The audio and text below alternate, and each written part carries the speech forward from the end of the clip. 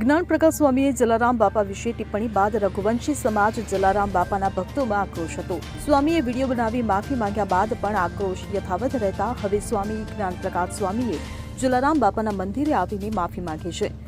લાખો લોકોની માંગ હતી કે સ્વામી વીરપુર આવી માફી માંગે, ત્યારે ગઈકાલે જ્ઞાનપ્રકાશ સ્વામીને પોલીસના ચુસ્ત બંદોબસ્ત સાથે વીરપુર લવાયા હતા।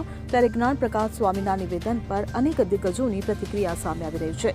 ત્યારે આ સ્વામીના બફાટ પર સહકારી નેતા દિલીપ સંઘાણીના આ મામલે પ્રતિક્રિયા સામે આવી છે, જેમાં તેમણે આ સ્વામીની આકરી ટીકા કરી છે અને દિલીપ સંઘાણીએ જ જલારામ બાપા વિશે ટિપ્પણી કરનારા સાધુને જીરી જીવજંતુ સાથે સરખાવ્યા હતા।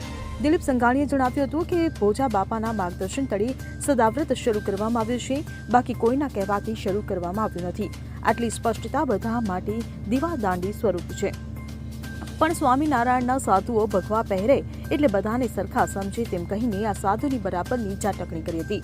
આ સાથે તેમણે એમ પણ જણાવ્યું હતું કે આવા ઝેરી જીવજંતુ જેવા છે જે સમાજમાં વિખવાદ થાય એને ચલાવી ન જોઈએ અને સ્વામિનારાયણ સાધુઓ વ્યસન મુક્તિ શિક્ષણ ક્ષેત્રે સારું કામ કરે છે તેને પણ આવા કથિતને કારણે દાગ લાગે છે તેમ કહીને તેમણે સાધુની ઝેરી જીવજંતુ સાથે સરખામણી કરી હતી। જલારામ બાપા વિશે જે ટિપ્પણી કરી છે સ્વામિનારાયણના સાધુએ, શું કહેશો સાહેબ, કેટલા અંશે યોગ્ય છે? જલારામ બાપાના વંશજોએ સ્પષ્ટપણે જાહેર જનતાના જાણકારી માટે કીધેલું કે જલારામ બાપા માત્ર ને માત્ર ભોજા બાપાના માર્ગદર્શનમાં એમની સૂચનાથી અહીંયા સદાવ્રત વીરપુરમાં શરૂ કર્યું છે, બાકી કોઈનાથી કશું કરવામાં આવ્યું નથી। આટલી સ્પષ્ટતા મને લાગે છે કે જાહેર જીવન માટે ખૂબ બધા માટે એક દીવાદાંડીનું સ્વરૂપ છે, પરંતુ સ્વામિનારાયણના સાધુઓ ભગવા પહેરે એટલે બધાને એક સરખા કરીને આવે અને એક સાધુ બોલે તો તમામ સંપ્રદાય એમાં આંતરિક જે ભેદભાવો છે એને ભોગવવું પડે।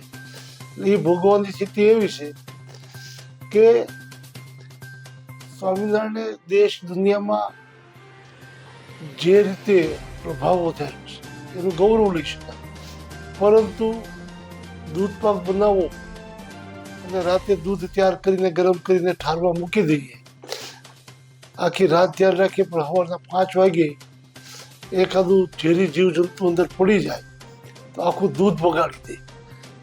એટલે સ્વામિનારાયણના સાધુ જે આ પંથના આ ફાટામાં ન હોય એને પહેલા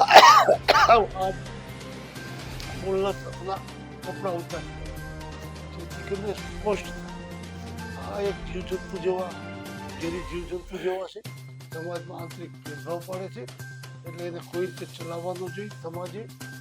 અને હું તો સ્વામીના સાધુને જ પસંદ સમજે, કારણ કે એના કારણે સજ્જન સરળ અને જે વ્યસન મુક્તિનું મોટું અભિયાન ઉપાડીને સમાજના અન્ય કાર્યોમાં પણ શિક્ષણ ક્ષેત્રે જે સારું કામ કરે છે એને પણ ડાઘ લાગે એવી પ્રવૃત્તિ કરનારાઓને બોધપાઠ આપવો જોઈએ।